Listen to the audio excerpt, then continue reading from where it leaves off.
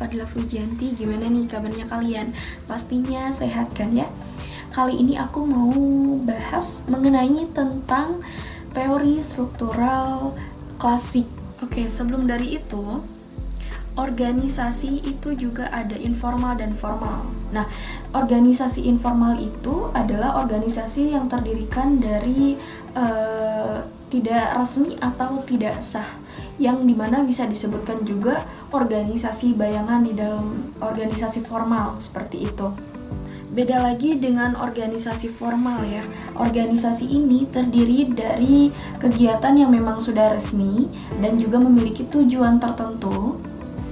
Selain itu juga organisasi formal ini adanya kegiatan koordinasi dan juga rangsangan anggota untuk mewujudkan tujuan di dalam organisasi tersebut, seperti itu. Contoh dari organisasi formal, yang pertama ada perusahaan, badan pemerintah, sekolah, dan juga negara. Teori struktural klasik. Teori komunikasi organisasi ini pertama kali dikembangkan pada tahun 1800-an. Teori ini juga seringkali disebut dengan teori mesin.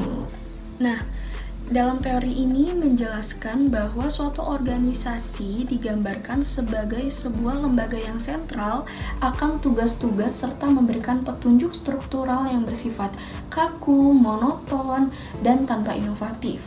Selain itu juga ada 4 kondisi mengenai teori struktural klasik, yakni kekuasaan, saling melayani, dan juga disiplin, seperti itu. Nah, ada juga 4 kunci dari teori klasik tersebut.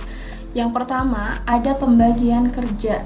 Nah, pembagian kerja yaitu bagaimana organisasi membagi sejumlah pekerjaannya terhadap tenaga kerja yang ada di dalam suatu organisasi tersebut, seperti itu. Yang kedua, ada hierarkis proses fungsional, yaitu di mana setiap organisasi terdapat peningkatan karyawan menurut fungsinya atau pekerjaan yang khusus di dalam suatu organisasi tersebut.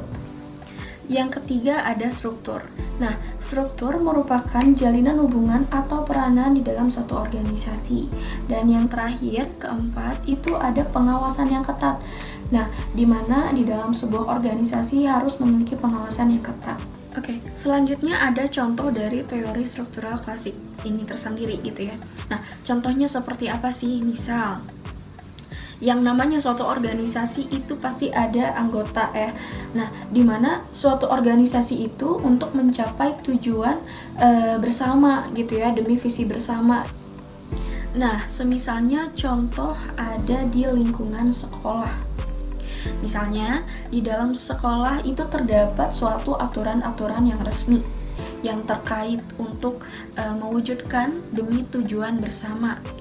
Yang dimana para murid atau para anggota mau tidak mau harus mengikuti peraturan yang ada di sekolah tersebut. Berarti di situ terbukti secara struktural di dalam organisasi tersebut itu terkoordinasi di dalam suatu sekolah tersebut. Nah, seperti itu. Atau misalnya di dalam suatu perusahaan. Yang namanya perusahaan pastinya tentunya memiliki tujuan tertentu untuk peningkatan suatu perusahaan menjadi lebih besar, contoh gitu. Nah, pastinya di dalam organisasi suatu perusahaan itu memiliki struktural tertentu.